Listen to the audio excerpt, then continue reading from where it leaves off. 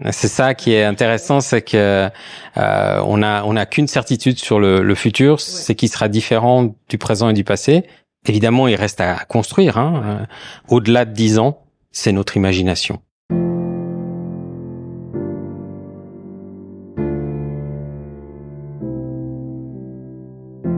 Quel leader serais-tu si tu t'autorisais à exprimer ce qui te tient vraiment à cœur? Quelle entreprise dirigerais-tu si sa raison d'être était alignée à celle d'un monde où l'écologie intérieure est aussi importante que l'écologie extérieure? Bienvenue dans Vivre son cœur business, le podcast qui t'aide à remettre du cœur, du sens et de la joie dans ta vie de leader. Je m'appelle Valérie Demont, j'accompagne les chefs d'entreprise d'aujourd'hui à inspirer et transformer le monde de demain. Je les reconnecte à leur identité profonde pour qu'ils l'incarnent dans leur personal branding, leur management et leur marketing. Dans ce podcast, tu trouveras des épisodes solo ou des interviews de leaders éclairés et inspirants en alignement parfait avec leur corps, leur cœur et leur esprit.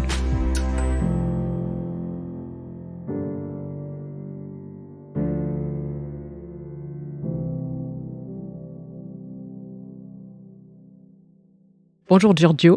Bonjour. Merci beaucoup de me recevoir sur votre lieu professionnel pour cette interview. C'est un plaisir, merci. On va peut-être commencer par poser le cadre. Donc, si vous pouvez raconter qui vous êtes aujourd'hui, comment vous êtes arrivé à être cette personne. Ok, alors mon nom c'est Giorgio Paoletto. Mon rôle ici à SIG, c'est imaginer les futurs possibles, piloter la stratégie et stimuler l'innovation. Donc je suis directeur stratégie innovation à SIG. Et mon parcours, si on veut faire un peu l'histoire chronologique, c'est 10 ans de recherche dans le monde académique avec une thèse en économétrie et statistique et puis après des études encore de recherche là-dedans avec une visite aux États-Unis, à Stanford et à Yale pour perfectionner ça. Donc voilà, j'ai un peu creusé cette histoire. 10 ans ensuite comme conseiller en technologie numérique et innovation à l'État de Genève. Et puis depuis 2015 à SIG où je m'occupe justement de stratégie, d'innovation et puis vraiment voilà ces domaines d'intérêt dont on va probablement parler, c'est vraiment cette idée de durabilité, de transformation, que ce soit personnel ou des organisations et puis aussi un intérêt personnel qui a rejoint maintenant aussi des intérêts presque professionnels qui est celui de la méditation. Et donc voilà, différentes choses qui sont venues s'ajouter au parcours qui était d'abord très scientifique, puis après j'ai désappris les choses que j'ai apprises parce que c'est important de le faire pour en apprendre d'autres et intégrer d'autres choses plus dans l'humain. Donc du coup, vous avez un parcours qui était très cerveau, alors, je vais pas dire de bêtises, droite.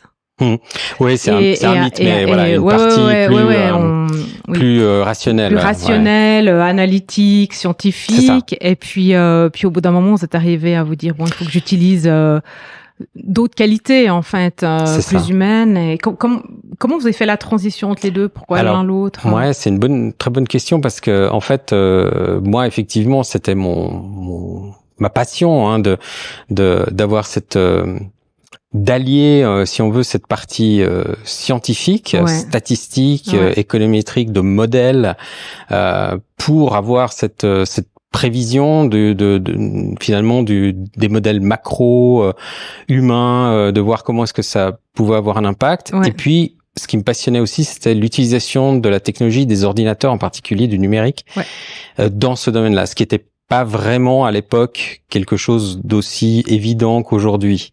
Ouais, donc c'était avant l'intelligence, ce qu'on appelle l'intelligence artificielle aujourd'hui, on vient. Alors voilà, l'intelligence artificielle avait déjà commencé dans les années 50, mais voilà, c'était l'hiver de l'intelligence artificielle, puis surtout c'était plutôt une période dans laquelle on était pétri de la conviction que en fait on pouvait modéliser de manière assez fine et assez rationnelle le comportement des groupes, des humains. Ouais.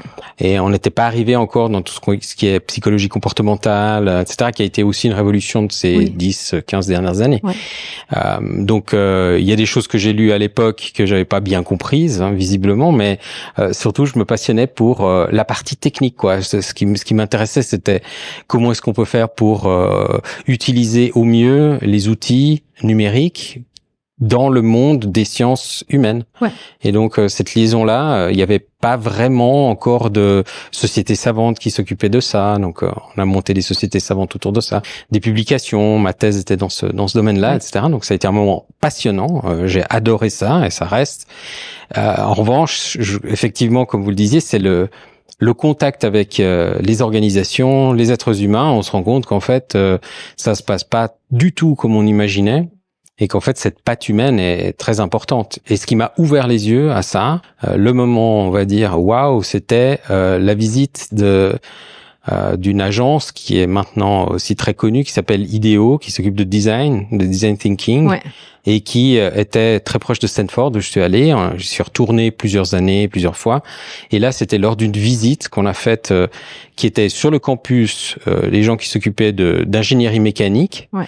Et en même temps, cette agence qui travaillait avec des designers, avec un monde très différent, avec des façons très différentes de voir les choses, en sortant du bureau, en allant interviewer des gens, en regardant in situ ce qui se passait, en s'intéressant aux problèmes qu'il y avait très concrets, et qui, en même temps, utilisait, une partie très créative, qui, moi, m'a toujours attiré, visiblement, que ce soit dans la recherche ou dans ce que je fais maintenant. Et du coup, moi, ça m'a ouvert les yeux par rapport à ce que je devais produire, qui était vraiment plutôt d'ordre conceptuel. Ouais.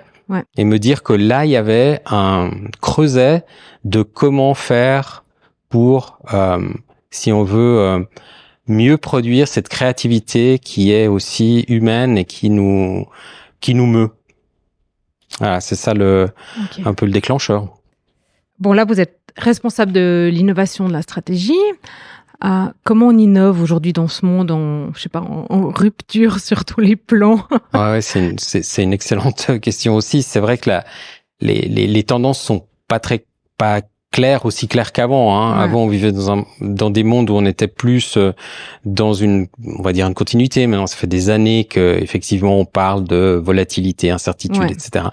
Mais on avait vraiment cette notion qui avait été apportée déjà avec les crises précédentes. On a bien vu que il y avait toute une série de crises qui se superposent, où il y a même des gens qui ont utilisé le terme de permacrise. Ouais. C'est-à-dire cette notion de se dire 2001, 2002, éclatement de la bulle Internet, 2008, 2010, effondrement des prêts hypothécaires, 2020-2021, pandémie de Covid, et j'en ai passé encore entre deux. Quelques-unes entre deux, mais c'est pas grave. Voilà, c'est égal, mais en tout cas, le rythme s'accélère et on est maintenant dans une espèce. Est-ce qu'on se pose la question, la crise climatique, bien sûr, avec cette spirale de catastrophes qui peuvent nous arriver et qui sont parfois tragiques, parfois aussi un moteur de changement.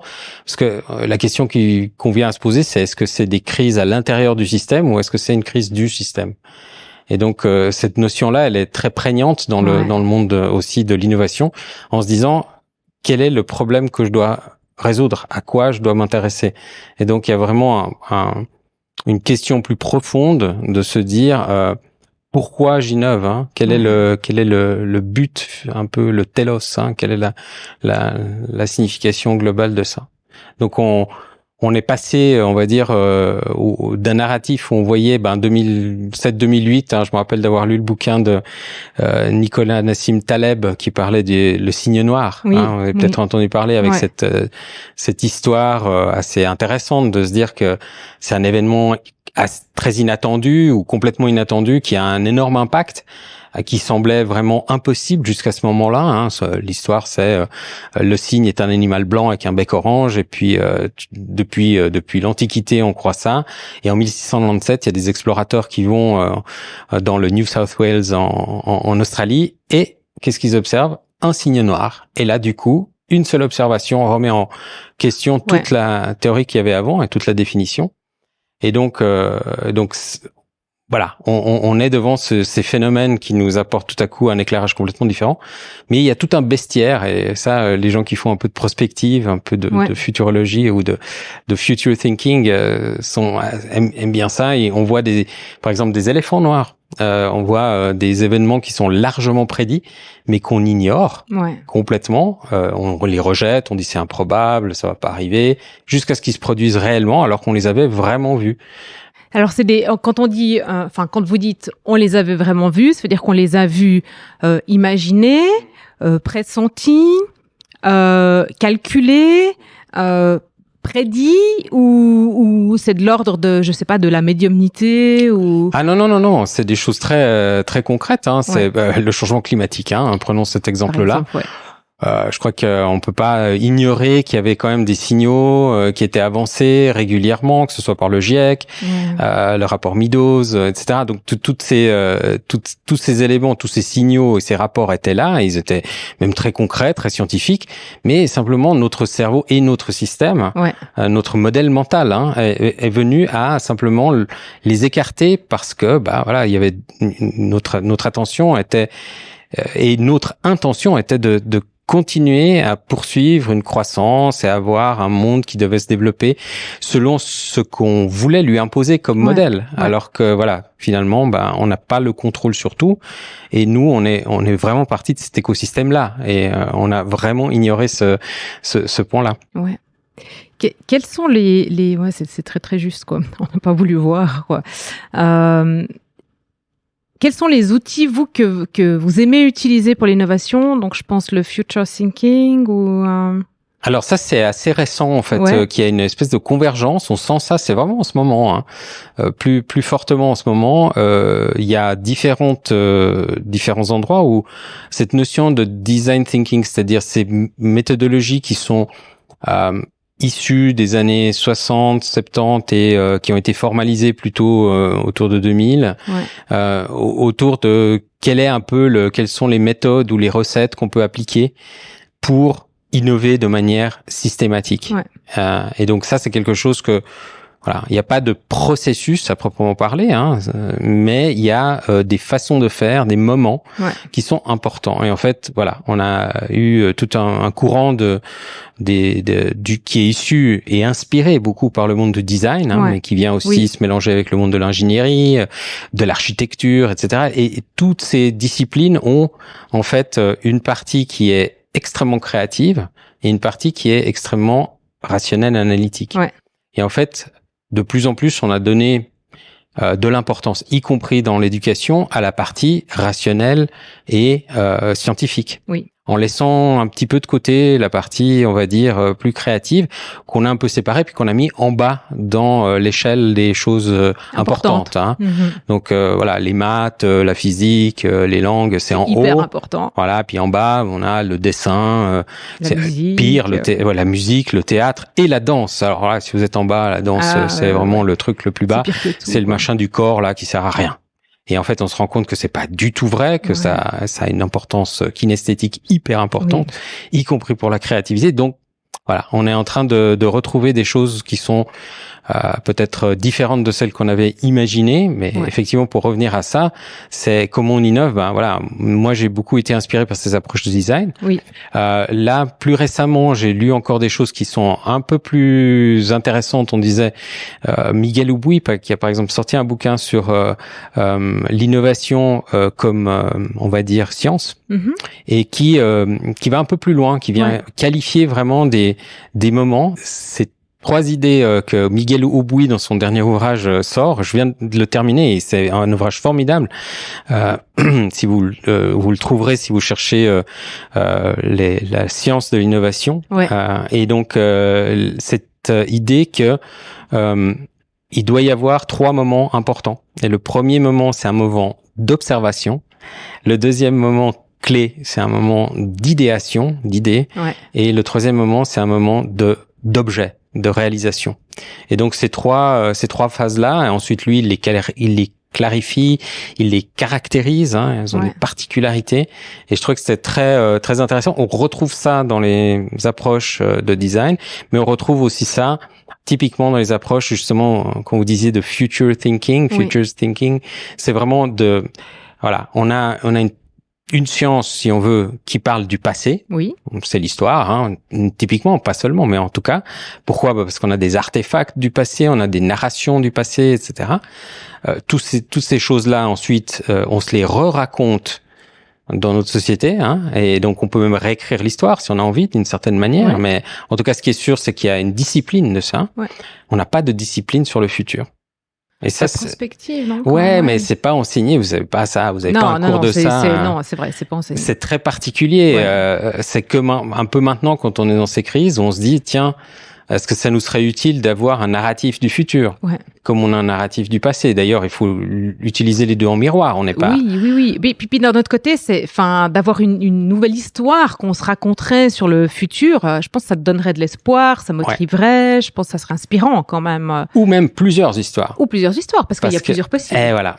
C'est ça qui est intéressant, c'est que on a qu'une certitude sur le futur, c'est qu'il sera différent du présent et du passé. Après, évidemment, il reste à construire, hein. Et c'est moi, j'aime bien dire ça parce que ça amène toujours les gens à un petit peu se heurter à ça, c'est se dire, vous avez des données sur le passé, vous n'avez pas de données sur le futur. Donc, ce que vous avez uniquement sur le futur, vous avez un peu de prédiction, mais voilà, pour en avoir fait 10 ans, je vous dis que c'est pas toujours évident. Et on peut s'appuyer évidemment sur des modèles, mais ce qu'on a surtout pour le futur, au-delà de 10 ans, c'est notre imagination. Et en fait, cette partie créative et cette partie imaginative qu'on a dans la création nouvelle, c'est pour ça que ça m'intéresse, c'est lié également à la partie stratégie. Parce que si on développe des futurs possibles et plausibles, il faudra en tenir compte. Et j'aime bien dire que il vaut mieux regarder le présent à partir du futur que le futur à partir du présent. C'est ce qu'on fait habituellement. Ça prend un peu la tête quand on dit ça, mais j'aime bien. Donc l'idée de se dire projetons-nous et regardons aujourd'hui quelles sont les actions qu'on a et comment est-ce qu'on va peut-être se retrouver dans une position qui n'est pas celle qu'on attendait. Et qu'est-ce qu'on a fait? Quelle est notre intention aujourd'hui par rapport à ça?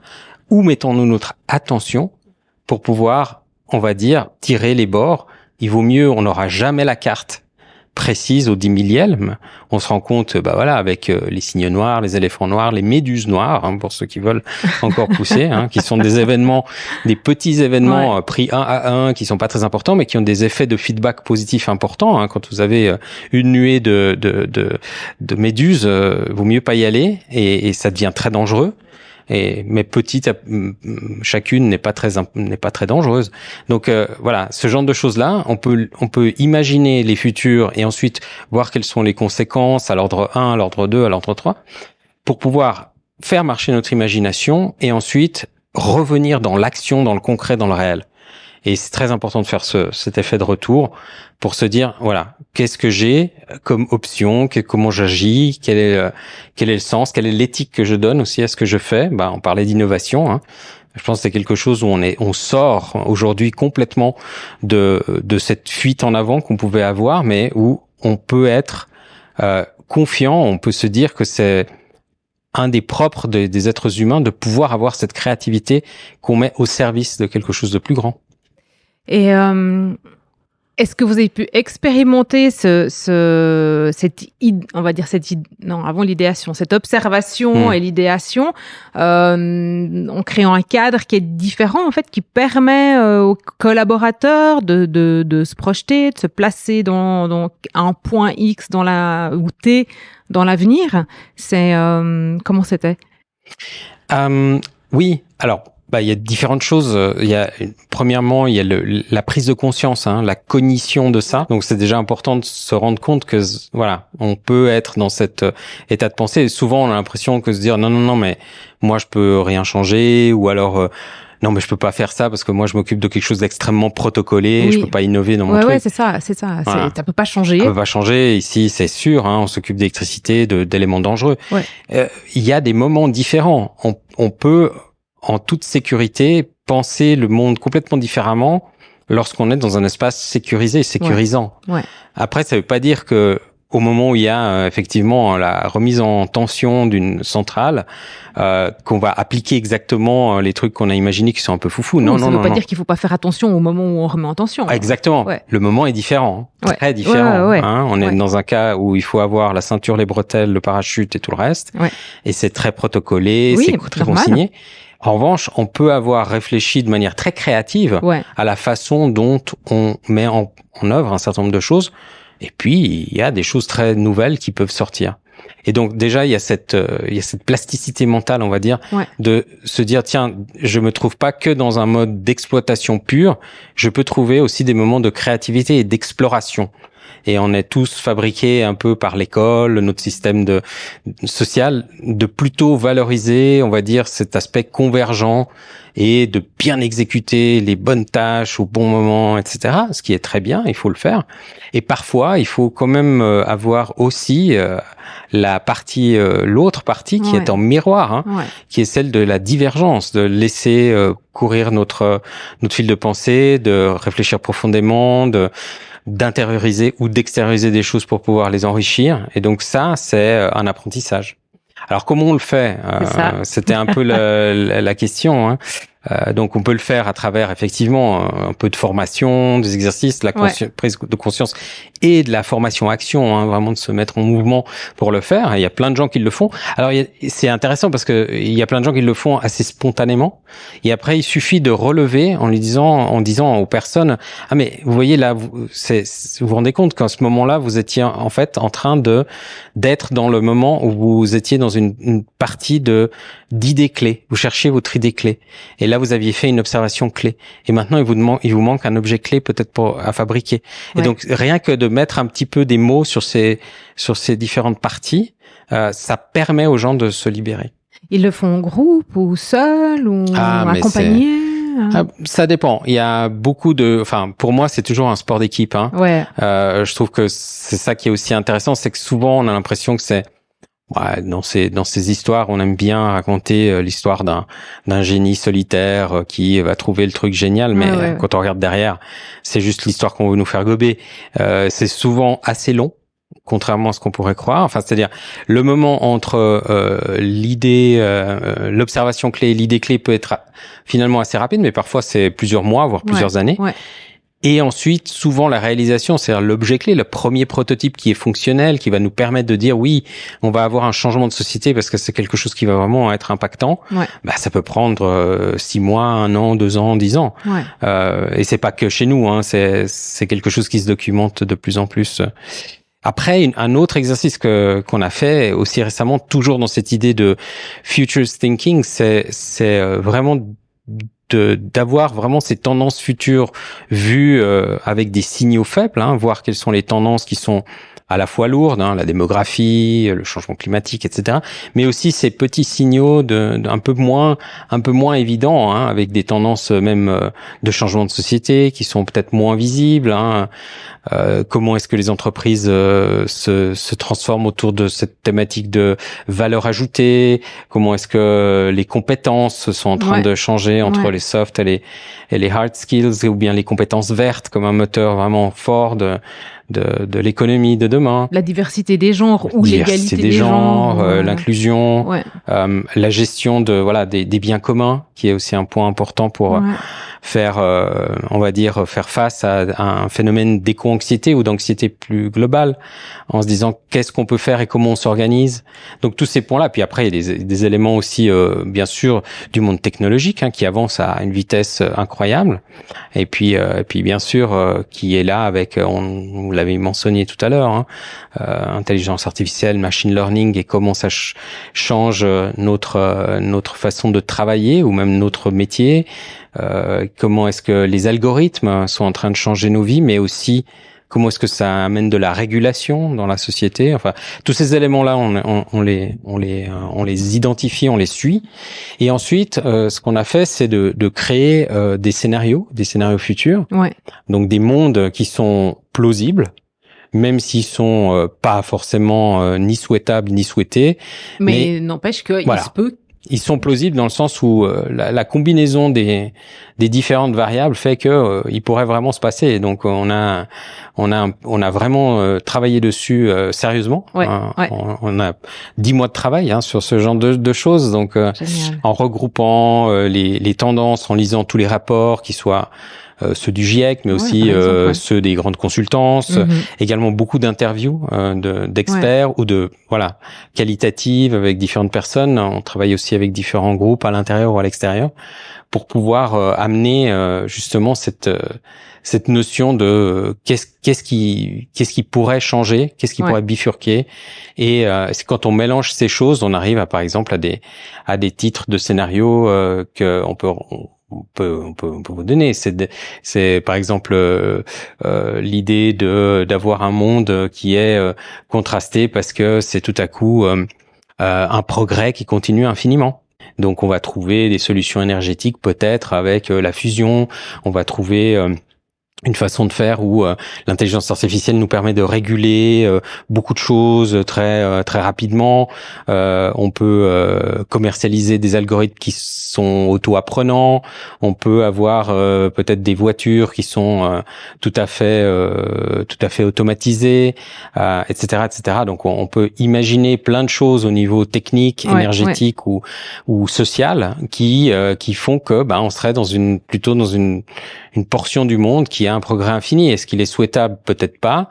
Est-ce qu'il est plausible? Il y a quand même des choses, des gens qui sont en tout cas dans cette voie, de cette veine-là. Moi, ça me surprend pas, donc, bien sûr. Ouais. Donc là, on en a un deuxième qui est aussi un peu différent, qui est celui de dire où on se replie plutôt sur soi, on se dit tiens, ce serait mieux de faire quelque chose de local, de décarboné. Alors ça a des conséquences, ça veut dire que on peut se dire par exemple tiens, si on bannissait, on pourrait l'entendre, tout à coup technologie chinoise, technologie américaine interdite. Pourquoi? Trop de risques par rapport à l'importation et le contrôle d'autres. Donc qu'est-ce qui se passe si tout à coup on a une limitation ou une interdiction sur les usages de technologies comme l'intelligence artificielle pour faire, on n'a pas le droit d'utiliser tel algorithme. Mais après, il peut y avoir tout le matériel qu'on a. Tout le matériel qui est embarqué, il y a, bien sûr. Après, on peut vraiment imaginer, du hyper local, et donc, on vit pratiquement en autarcie, quoi. Donc, oui, mais avec des conséquences aussi. C'est-à-dire qu'on va avoir des renchérissements très forts des prix, qui sont locaux. On va avoir, des limitations. On va avoir probablement des crises économiques et sociales qui sont importantes. Donc un monde qu'on a appelé effectivement repli sur soi, local et décarboné. Et puis après, il peut y en avoir encore d'autres. Je vous donne juste les titres. Ambition déclarée, blocage constaté. C'est un monde où finalement les pressions des acteurs environnementaux sont fortes. On continue à faire des COP 25, 26. On arrive à COP 200, 300. Et on déclare beaucoup. On a beaucoup de choses qui sont structurées autour de ces accords internationaux. Mais les réductions auxquelles on arrive sont toujours quand même trop faible. Donc on a des incitations qui sont données beaucoup par les gouvernements. On a aussi des soutiens qui sont toujours donnés par les gouvernements, mais au bout d'un moment, on sait plus comment faire. Et donc là, on a des blocages constatés au niveau des limites planétaires, mais aussi au niveau social, économique, parce que on sait pas comment s'en sortir. Après, il peut toujours y avoir quand même il y a toujours de l'espoir dans ces scénarios-là aussi. On peut se dire que il y a eu des colloques, que finalement on arrive à retrouver un multilatéralisme où les gens se rendent compte que c'est aussi possible de faire des choses ensemble. On va soulager les tensions sociales, on va devoir prendre ça vraiment par les cornes pour pouvoir vraiment concrètement amener quelque chose et réunir ces avis qui semblent contrastés, opposés. Et puis il y en a un encore qui s'appelle la décarbonation assumée, où là évidemment on retourne. Alors c'est un peu l'idée de changement vraiment de paradigme assez profond, et qui en même temps amène aussi ses limites, c'est-à-dire qu'il va falloir réguler beaucoup plus fortement. Donc ça, c'est pas toujours évident. Il va falloir trouver des manières de coopérer entre acteurs, mais avec des tensions aussi qui sont accrues, parce que voilà, ça peut être tout à coup des limitations, des crédits carbone très forts, des prévalences de choix au niveau environnemental plutôt que économique et sociétal. Voilà, ça pose quelques questions également. Donc voilà, on a un petit peu exploré tout ça en donnant une forme de scénarisation. À chaque fois avec une personne qui vit en 2035 dans un de ces mondes et qui vit les péripéties d'une journée. Et donc, elle vit les péripéties d'une journée, elle prend un moyen de transport, donc on parle de mobilité, ensuite, elle va rencontrer par exemple un voisin qui a des soucis sociaux. Comment est-ce qu'il s'en sort? Comment est-ce que la société est faite aujourd'hui? Il va y avoir peut-être des différences de prix sur les énergies ou sur les ressources. Comment est-ce que ça va affecter les générations? Vraiment dans le détail en fait du quotidien. En fait, ce qui est difficile, c'est que si on n'est pas, j'ai la liste de tous les aspects, mais c'est un peu cognitivement surchargé. C'est-à-dire que pour lire ça, au bout du 3e, on commence à plus avoir l'attention possible. Donc on est passé par le narratif justement pour avoir cette fiction, on va dire représentée par une histoire. Je pense qu'il n'y a pas de meilleur véhicule que ça pour pouvoir ensuite le dire. Puis on a essayé de faire ça aussi sous forme de dessin. Donc il y a aussi une partie un peu dessinée pour qu'on puisse montrer aux gens ce que ça veut dire, de la personne qui se promène en train et puis qui a son je vois bien. On a illustré, on va dire, à chaque fois. Donc ici par exemple le plaisir tout simple que la personne retrouve à la fin dans le dernier scénario, de se dire finalement, est-ce que mon bonheur ce serait pas de boire une tasse de thé tranquillement, et même s'il pleut dehors, je regarde, et ce moment-là pour moi il est plus important que toute la consommation que j'aurais pu avoir. Voilà, c'est dans ce scénario-là, et puis dans un autre scénario c'est un peu différent. C'est intéressant parce que du coup, je trouve chouette que dans vos scénarios vous ayez intégré un moment de pleine conscience en fait. Ça c'est un peu moi qui pousse un peu des trucs dedans peut-être inconsciemment ou pas, mais je pense que c'est vraiment une réflexion que les gens ont en ce moment, de se dire est-ce que c'est avoir ou être qui est un peu les deux, qui sont un peu les deux verbes qu'on a un peu peut-être confondus.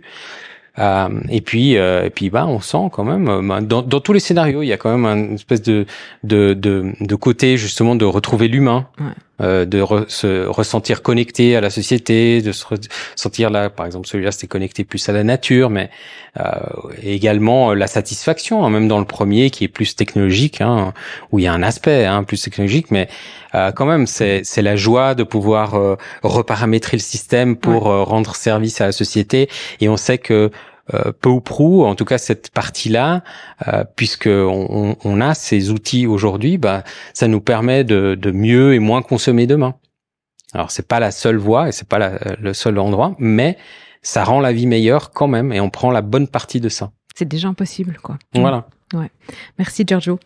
J'aime bien le être ou avoir, parce que c'est une des premières questions en fait que mon premier boss m'a posée. Je sais plus si on parlait de quantité de salaire, si c'était le moment qui m'augmente, ou je sais plus ce qu'il y avait. Il m'a dit, mais Valérie, tu devras toujours choisir dans ta vie être ou avoir. Puis je disais, non, moi je veux les deux. Et puis c'est rigolo parce que je sais pas, en tout cas bien 20 ans plus tard, je suis toujours en train de me poser les mêmes questions, enfin de trouver cette balance entre les deux. Et puis moi j'ai le être qui prend beaucoup, beaucoup plus de place, quoi. Du coup, ça m'amène à... J'aimerais revenir en fait quand vous vous êtes présenté, vous avez parlé de méditation. Je crois que du coup vous méditez, et qu'est-ce que ça vous amène, comment ça vous aide dans le quotidien, par rapport à l'innovation peut-être, et par rapport à l'exploration peut-être à d'autres mondes que ici. Ouais. Écoutez, c'est vrai que ça a été un parcours plutôt personnel au départ. Donc ça fait une dizaine d'années, j'avais fait ce cours sur qui a été mis au point. C'est un protocole de Jon Kabat-Zinn qui s'appelle le MBSR, Mindfulness Based Stress Reduction, où pendant 8 semaines on a un protocole assez précis pour pouvoir rentrer dans ces pratiques. Et finalement, ça correspondait aussi à un changement dans ma vie.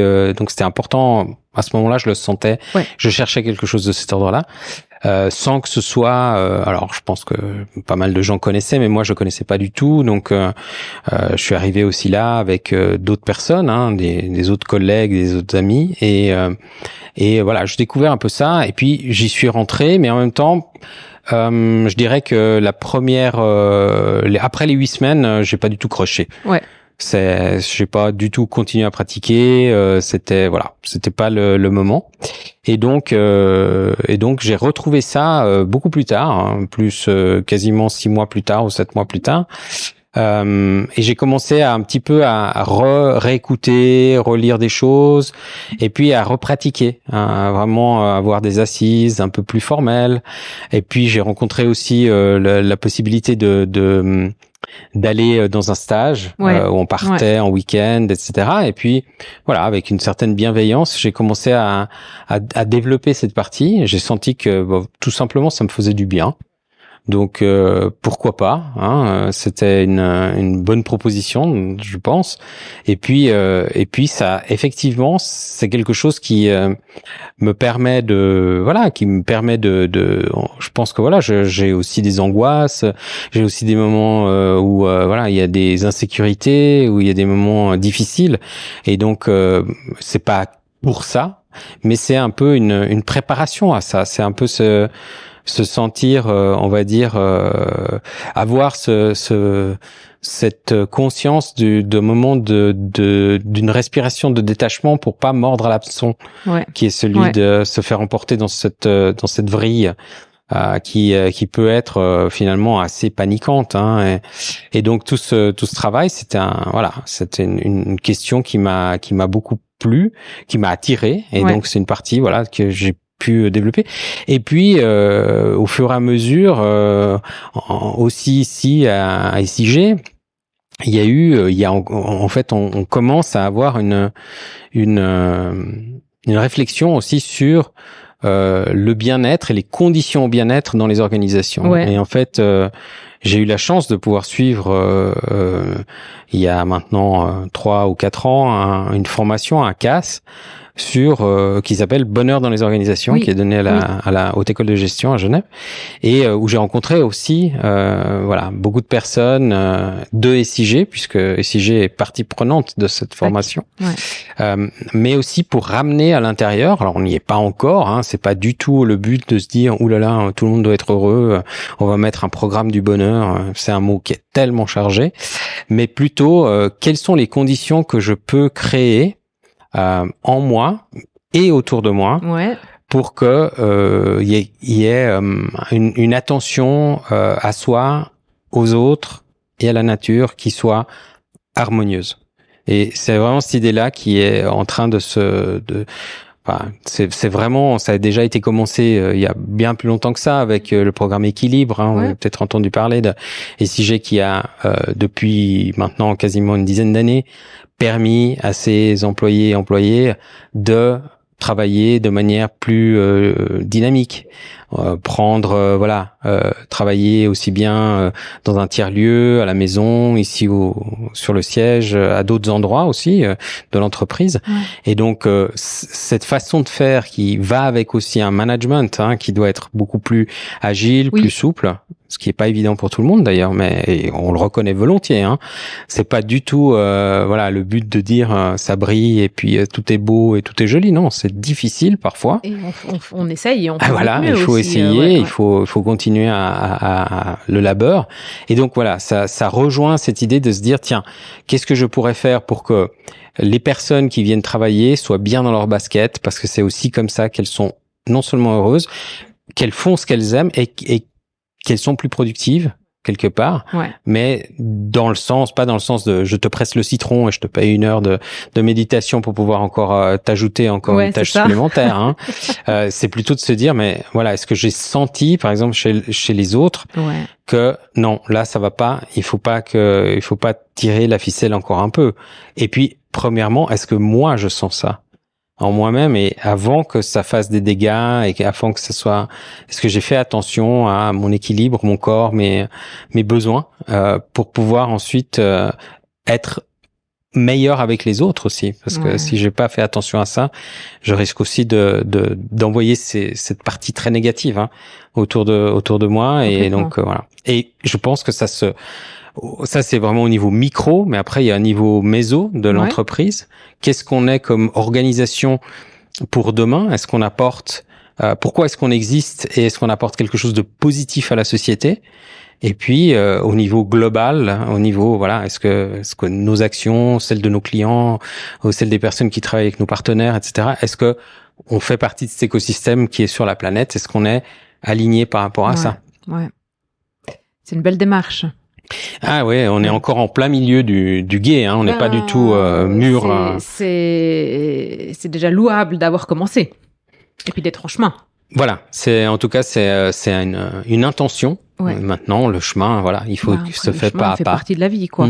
Et puis, j'aime beaucoup, en fait, quand vous dites que, en fait, c'est à chacun aussi d'abord de commencer à se poser la question pour soi avant de l'envoyer, sa mauvaise énergie, ses mauvaises ondes autour de lui, autour de soi, aux autres. Mais parce que, je trouve qu'on a toujours tendance à dire oui, mais si c'était comme ça, et si c'était comme ça irait mieux. Et puis dans cette entreprise, et mon employeur, au lieu de se dire en fait, si je commence par changer moi, par granularité, capillarité, ça va changer 2-3 personnes autour de moi. Et puis finalement, on va peut-être arriver à être dans un système, lentement peut-être, ou plus rapidement, dans un système ou dans un lieu ou dans un écosystème en fait qui me correspond mieux.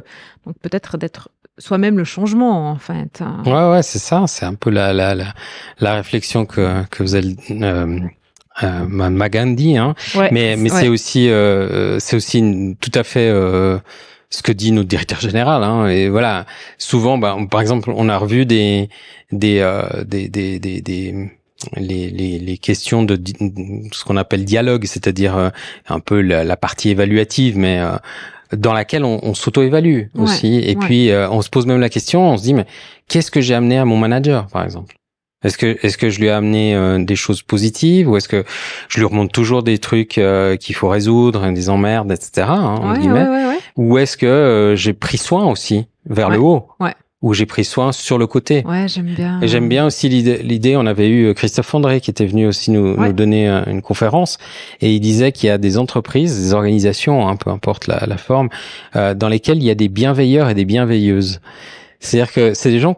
Bon, on se dit c'est quelqu'un qui a la cafétéria et mais il dit bonjour, il a le sourire, c'est quelqu'un qui va être attentif, etc. Et puis on se rend pas compte, mais finalement c'est une source très forte. Et puis parfois dans une équipe, il suffit qu'il y ait une personne comme ça, vous l'enlevez, et tout à coup il y a tout qui dysfonctionne. Et en fait cette force, alors ça semble un peu être peut-être galvaudé par certains, il faut pas le faire bien sûr, mais lui je trouvais qu'il était assez dans la mesure en disant il y a des personnes qui sont des bienveilleurs et des bienveilleuses et qui sont importants, et si vous prenez pas soin de ces personnes-là, si le jour où elles disparaissent, vous sentirez la différence. Et c'est un peu le bonheur se remarque au moment où il s'en va. Donc c'est aussi ça. Est-ce qu'on prête attention à ces choses? C'est intéressant. Moi, je m'amuse en fait en ce moment. Enfin, j'ai déjà commencé il y a quelques années à sourire aux caissières, quand il y avait encore des caissières. Après, il y en a encore quelques-unes, mais ou à la dame à la station essence, ou au monsieur. Enfin voilà, vraiment à sourire, à dire bonjour. Enfin, le sourire dans les yeux, dans la voix, et voilà. Et maintenant, je le fais soit quand je laisse traverser quelqu'un sur le passage piéton, soit quand je suis moi-même piétonne. Et c'est vraiment très très intéressant ce qui se passe à ce moment-là et ma réaction à moi en fonction de l'autre, comment il est. Et je dois dire que je dois encore bosser sur moi parce que des fois j'ai un peu de frustration, quoi. Mais on est toujours, je pense, c'est humain. C'est humain. On est toujours dans cette. Mais c'est déjà c'est ce que je trouve intéressant, c'est déjà cette prise de conscience qu'on avait peut-être moins, ou finalement c'était on fonce le plus vite possible, il faut atteindre des objectifs, c'est ça. Est-ce que faut du résultat, quantifiable. Et puis est-ce que finalement quelqu'un qui est un manager comme ça, c'est pas un poison pour toute son équipe, et qu'en fait la valeur qu'il apporte peut-être sur un plan, en fait, il la détruit sur un autre. Et que donc, on va avoir des coûts sociaux, on va avoir des problèmes, qu'après, il va se faire des ennemis à l'intérieur de et qui devient toxique. Et donc, il y a quelque chose de cet ordre-là, en se disant, est-ce qu'il vaut mieux avoir, il faut avoir des gens qui sont bons et qui performent, mais aussi, c'est important d'avoir des gens qui jouent cette carte et qui ont pas peur de dire ok, là j'y arrive pas, ou cette partie-là j'ai besoin d'aide, toutes des choses qui semblent être vraiment faibles alors qu'elles sont finalement une reconnaissance de simplement sa limite. Et c'est bien pour ça qu'on est dans une organisation, c'est parce qu'on a des talents différents. Donc s'il y a des gens qui sont là pour tout à coup rattraper la balle, ils sont là parce que justement ils savent que on peut compter sur les autres, et puis c'est ça qui donne la force. C'est la relation qu'il y a avec les autres. Le fait de mettre les gens aux bonnes places, aux bons endroits, pour pouvoir tous tirer dans le même sens, quoi. C'est pas toujours évident, parce que des fois ça marche pas, des fois on a des attentes, et puis mais ça doit se mais c'est humain. De toute façon, à partir du moment où on est deux, ça se complique, quoi. Vous parliez de courir tout à l'heure, de délivrer, d'être sous pression juste là maintenant. Notre rapport au temps, je crois que vous êtes passionné par le temps. Ah oui, j'ai eu un petit moment de ça, ouais. Ouais. C'est quoi votre ce rapport au temps que vous avez? En fait, c'est une histoire un peu, parce que je pense que c'est venu pendant la période justement de confinement. Parce que là, on avait une situation un peu particulière où les distances étaient concentrées, ou en tout cas limitées, et le temps était dilaté. Donc tout à coup, cette question, alors qui est pas de moi, elle est connue de la part des psychologues, des philosophes, etc. Mais juste, j'ai revisité ça un peu moi-même, parce que j'avais besoin de ça, je pense, d'aller creuser un peu cette partie, et donc vraiment de regarder aussi la symbolique qu'on a aujourd'hui dans notre société occidentale du temps. Et le temps qu'on connaît le plus, moi, vous, tout le monde, ceux qui nous écoutent, c'est le dieu primordial du temps qu'on connaît, c'est Chronos. C'est le dieu du temps qui passe. Il est représenté comme un vieillard avec des grandes ailes et puis une clepsydre. Peut faire assez peur. C'est aussi Chronos, il dévore ses enfants. C'est pas vraiment. Il est orienté dans un sens. On peut pas le changer. Il a cette force inéluctable. Il est très égalitaire pour tout le monde. Tout le monde, ça passe pour tout le monde de la même manière. Mais c'est linéaire, inexorable. Ça nous apporte sans s'arrêter. Donc c'est un peu fondamentalement quelque chose qui nous questionne sur qu'est-ce qui se passe, quoi. Pendant qu'il passe, il est égal pour tous. On va se faire écraser. C'est peut être un peu lourd. Donc c'est ça qu'on a retenu vraiment finalement beaucoup dans notre société. C'est le temps T, temps chronologique, on en parle, mais c'est aussi le temps de la physique, c'est juste, c'est quelque chose d'assez correct. Quoique, on verra que les physiciens et les scientifiques réfléchissent aussi à des concepts qui sont très différents de celui-là. Mais j'aime bien, parce que j'écoute de temps en temps Étienne Klein qui parle qui nous dit, est-ce que le passé existe quelque part ? Pour l'interrogation, ou mieux encore, il nous dit, le futur existe-t-il autant que le passé? Donc ça nous ramène à cette idée de future thinking, etc. Donc et puis ces concepts, justement, on disait les scientifiques comme Einstein qui dit, finalement, on a cette théorie du temps bloc, c'est-à-dire que tout le temps a été et tout l'espace a été créé, tous les événements se sont intégralement déployés à un moment donné, et que cette bobine de film est égrenée, et c'est ça qu'on appelle le temps. Et donc c'est très différent. Donc Chronos, on disait, c'est celui qu'on utilise, et c'est assez phénoménal parce que quand on y repense, la plus grande révolution qu'on a eue, c'est pas forcément la révolution industrielle. C'est le fait qu'on ait une machine qui mesure le temps. Donc on a eu des horloges qui ont rythmé la journée. Mon Dieu, c'est de quand les horloges? Alors il y a le cadran solaire. Voilà, l'homme là on mesurait, on va dire encore avec Ouais, il y avait des éléments qui étaient naturels, hein, Ouais, le ouais, soleil. ouais. Hein. Après on est revenu sur des éléments physiques. Ouais. Hein, on se disait voilà la clepsydre en Chine il y avait des bâtonnets qui brûlaient pour faire tomber des billes. On peut aller au musée d'histoire des sciences, c'est assez intéressant ici à Genève. Il y a toute une salle sur justement la mesure du temps. Ouais. Ah, Et puis finalement ce qui s'est passé c'est qu'avec la Suisse hein, là-dedans on est bon. Hein. Ouais, on invente cette idée de temps et de montre. Et donc, si on regarde la montre, elle va s'accrocher où? Sur le clocher, au milieu du village, parce qu'il rythme non seulement la vie, on va dire religieuse, hein, puisqu'il y a des prières qui sont données à des moments donnés, mais aussi l'évolution vers une société industrielle. C'est-à-dire qu'on commence le travail de manière synchronisée et que finalement, ça redimensionne complètement notre journée et ça standardise notre vie. On est en train d'avoir un temps pour ça, synchronisé, qui se détache de la nature, qui devient industriel et qui a besoin de finalement créer aussi des choses. Par exemple, la lumière artificielle. Pourquoi? Parce qu'il faut travailler quand il y a plus de lumière à l'extérieur. Donc, si on doit travailler après, je sais pas, 18 heures et qu'il fait nuit, il nous faut créer aussi la bougie, etc., tout le reste. Et il nous faut créer aussi quelque chose de plus fort, l'électricité, pour pouvoir faire cette production. Alors, la partie qui est intéressante, c'est qu'il y a aussi une partie psychologique importante là-dedans. C'est que Chronos, en fait, est relié au centre de la réalité du sujet, c'est-à-dire à l'ego. On est dans un ego cartésien. On dit « je pense, donc je suis je peux mesurer ». Je crois qu'il y a d'autres philosophes comme Comte-Sponville qui dit que c'est moins ce que je suis que ce que je crois être. Donc on est tout à coup dans l'image que je projette aussi, et donc cette représentation fausse qu'a un individu par rapport à lui-même et sa vraie nature. Donc Chronos et l'ego, ils sont assez liés, je trouve. On fait référence vraiment à l'impression qu'il existe un centre, que c'est ça qui doit rythmer. Et donc là, c'est un peu une bascule. On a un objectif à atteindre. Si on l'atteint pas, on aimerait l'avoir et on souffre. Et si on l'atteint, on le désire plus et donc du coup on s'ennuie. Donc il y a un peu cette bascule entre les deux. Donc on relie un peu Chronos avec, pour moi, cette idée de mort, d'anxiété sur le futur, regret du passé, etc. J'ai pas le temps, je vais pas avoir le temps. J'ai pas le temps. Donc si on regarde, pour moi c'est important d'ouvrir par exemple des outils comme nos calendriers et se dire mais en fait tout notre calendrier c'est du Chronos quoi. On n'a jamais parlé d'autre chose.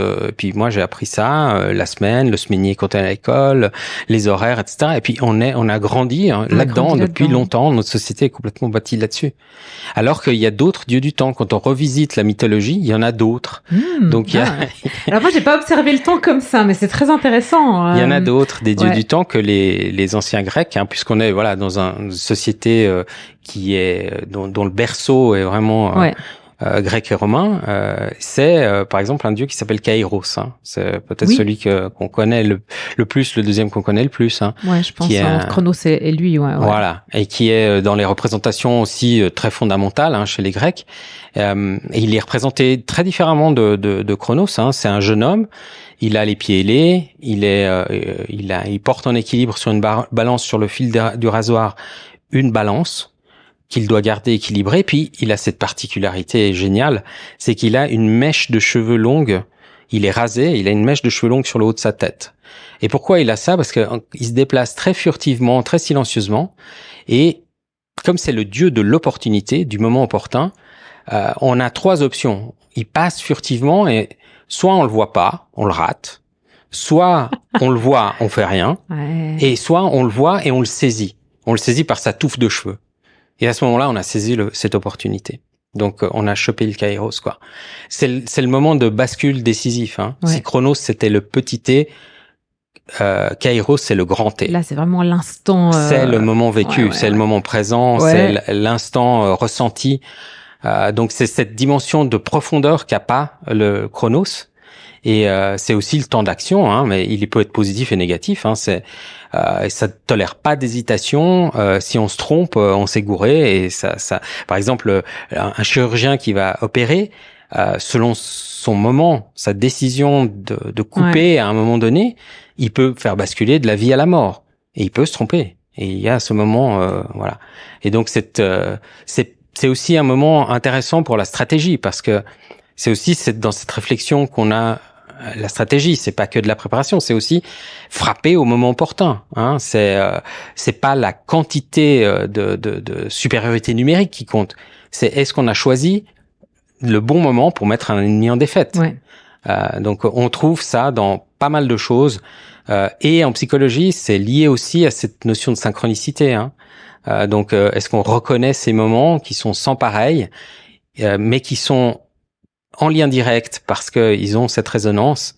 Et donc, ce kairos, c'est vraiment lié à ce processus psychanalytique que je trouvais important. Et dans les cultures chrétiennes, on a aussi ça, voilà, avec l'arrivée du Christ, qui est un moment, voilà, très marquant. Il y a toujours des moments très très puissants. Donc, c'est un temps très qualitatif, très différent de Chronos, qui est. Est-ce que il est, Kairos est dans le moment. Enfin, pour le saisir, il faut être vraiment pleinement dans le moment présent et en pleine conscience du coup, et dans je pense dans cette extensibilité du temps en fait, au moment où on se dit. Mais il y a 4 heures qui sont passées et j'ai l'impression que j'ai commencé il y a 5 minutes. Ouais, c'est ça. On peut être tout à fait dans ce flow. Ouais. Hein. C'est un peu le flow, l'idée de Mihaly, Csikszentmihalyi. Je me suis entraîné. Waouh.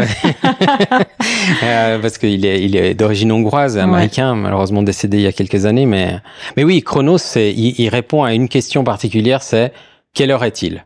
Ouais. Et puis ça. Kairos, lui, il dit quel moment vivons-nous? Et donc, c'est une autre question. Il répond pas à la même question. Ouais. Et je pense que,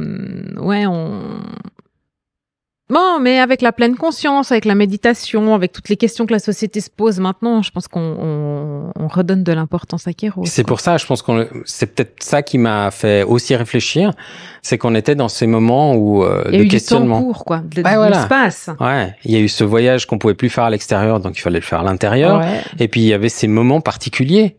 On devait attendre des points de bascule, des événements qui marquaient les choses. C'est très incertain, donc c'est très différent que le déroulement linéaire qu'on a l'habitude de faire.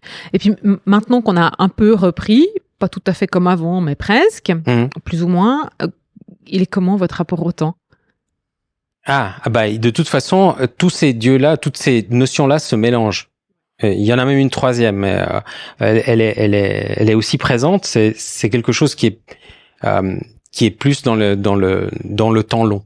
Et je pense qu'on est en train de se rendre compte qu'en fait, voilà, à notre échelle, on perçoit peut-être Chronos et Kairos, mais on perçoit pas Aion, qui est un dieu encore plus primordial, pré-platonicien, et qui lui amène vraiment cette idée du cercle englobant, et donc qui est le temps long, c'est la précession de toutes les planètes, 26 000 ans. Et donc déjà les Grecs anciens le voyaient, on le retrouve dans le signe du zodiaque, on le retrouve dans le cycle des saisons, etc. Donc on a des moments différents avec Chronos qui est le temps de l'ego, le temps chronologique qu'on doit respecter d'une manière ou d'une autre. On peut pas faire autrement tellement. Le soleil se couche tous les jours. Voilà, puis le temps passe et là on peut rien y faire. C'est comme ça. Ouais. Mais on peut reconnaître Kairos, qui est le temps de l'âme, qui est ce temps plus qualitatif. Bien, c'est joli. Et puis, il y a Aion, qui est le temps de ce soi, un peu cette individuation globale, dont on se rend compte qu'on fait partie d'un tout plus grand, et qu'il y a un temps long qui n'est pas notre temps. Et donc, l'âme. Si on veut l'appeler comme ça. Ouais, ou en tout cas, cette connexion à quelque chose de plus grand. Ouais. Ça, c'est aussi la partie, je trouve, qui ressortait pour moi dans le temps ionique, qui dissout vraiment cette différence de ce qui nous arrive et ce que nous faisons arriver pour dire on fait partie d'une globalité. Et ça c'est un peu le message que moi je voyais un peu dans cette liaison qu'on a à travers aujourd'hui complètement Chronos. On repense, on revit des moments où effectivement Kairos s'invite et pas toujours comme on le souhaiterait, mais il est là.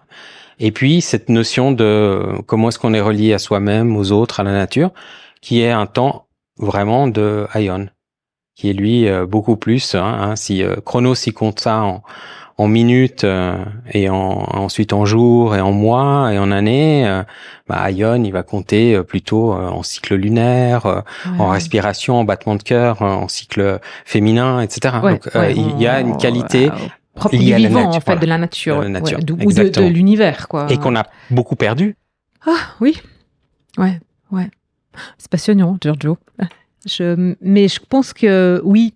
Il faut que j'avienne à ma dernière question. Je pense qu'on pourrait parler pendant des heures. Si vous aviez, là maintenant avec tout ce que vous avez fait en prospective, et toutes les connaissances que vous avez, si vous aviez une baguette magique, ou même juste simplement depuis votre cœur, quoi. Enfin, vous aimeriez quoi pour le monde? C'est une question, mais en fait c'est intéressant parce que ça, c'est un exercice qu'on a fait dans d'autres contextes avec aussi des personnes à qui j'ai suivi des formations. C'est finalement, quelle que soit notre origine, quel que soit notre parcours, notre situation, notre vision. En fait, la vision du monde idéal, si on la demande vraiment à ces personnes qui sont très différentes sur la planète, on retrouve assez systématiquement les mêmes choses. On retrouve assez systématiquement un monde en paix, en harmonie, où on peut se développer, avoir cette qualité, on va dire, pas seulement de profiter de manière hédonique, mais aussi eudémonique, c'est-à-dire vraiment avoir comme ça des moments de plus longue satisfaction. Et puis le but, c'est de se libérer de la souffrance, c'est d'être pouvoir accepter ce qui ne peut pas être changé. Et donc, si on demande ça, les personnes, en fait, quand on leur demande de dessiner vraiment leur monde utopique idéal, souvent, je sais pas après, mais on tourne autour de quand même pas mal de choses de cet ordre-là, plus de justice, plus de calme, etc. Et ça, pour moi, c'est très intéressant. Moi, ça me rappelle aussi, alors c'est ce que je souhaiterais, bien sûr, également. Et puis, je trouvais que c'était intéressant aussi je me rappelle, il y a une étude, une des plus longues études chronologiques qui ont été faites sur le bien-être, le bonheur, qui a été faite par, peut-être vous la connaissez, à Harvard.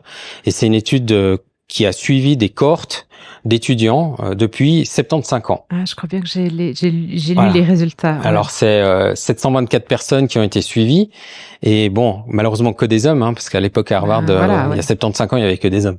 Donc voilà. Mais qu'est-ce qui compte en fait? Ils ont fait un groupe témoin et un autre groupe et ils ont demandé un petit peu quelles étaient les raisons pour lesquelles ils se considéraient plus ou moins heureux. Et donc là, est-ce que c'est qu'ils étaient riches et qu'ils avaient réussi? Non. Est-ce que c'était qu'ils étaient célèbres, qu'ils avaient eu la gloire? Non plus.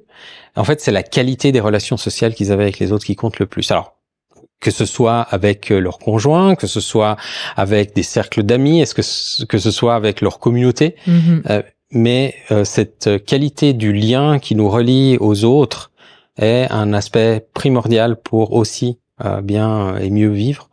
Donc, je nous souhaite aussi du plaisir à avoir cette qualité de lien. Ouais. Je crois que, ces 2 dernières années, elles nous ont montré justement à quel point c'était important, quoi. Merci beaucoup. Avec plaisir.